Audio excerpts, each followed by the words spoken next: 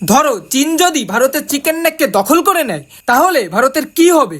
এটা জানতে আমাদের প্রথমে জেনে নিতে হবে চিকেন নেকটা আসলে কি এবং এটি কিভাবে তৈরি হয়েছিল। 1947 সালের দেশভাগের পর ভারতের মূল ভূখণ্ড আর উত্তর পূর্বাঞ্চলের মধ্যে মাত্র প্রায় 22 কিলোমিটার চওড়া একটি সরু স্থলপথ থেকে যায়। পশ্চিমবঙ্গের শিলিগুড়ি অঞ্চলের এই পথই শিলিগুড়ি করিডোর নামে পরিচিত, যা চিকেন নেক নামে বেশি পরিচিত, এবং এটা ধরে রেখেছে ভারতের 7 সিস্টার স্টেটসকে: অরুণাচল প্রদেশ, মেঘালয়, ত্রিপুরা, মিজোরাম, নাগাল্যান্ড, আসাম ও মণিপুর, যেখানে বসবাস করে প্রায় 5 কোটি মানুষ।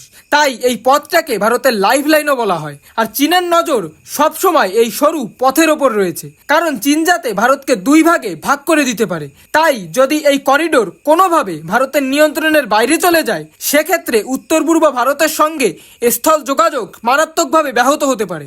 সেনাবাহিনীর রসদ ও অতিরিক্ত বাহিনী দ্রুত পৌঁছানো কঠিন হয়ে পড়বে, আর পণ্য পরিবহন ও বাণিজ্যেও বড় প্রভাব পড়তে পারে। তবে বাস্তবে এই করিডোরে ভারতের অত্যন্ত শক্তিশালী সামরিক উপস্থিতি রয়েছে, তাই এটি দখল করার চেষ্টা কোনো দেশের জন্যই অত্যন্ত কঠিন এবং তা বড় ধরনের সামরিক সংঘাতে রূপ নিতে পারে। এই কারণেই চিকেন নেক আজও ভারতের সবচেয়ে গুরুত্বপূর্ণ কৌশলগত অঞ্চলগুলোর একটি।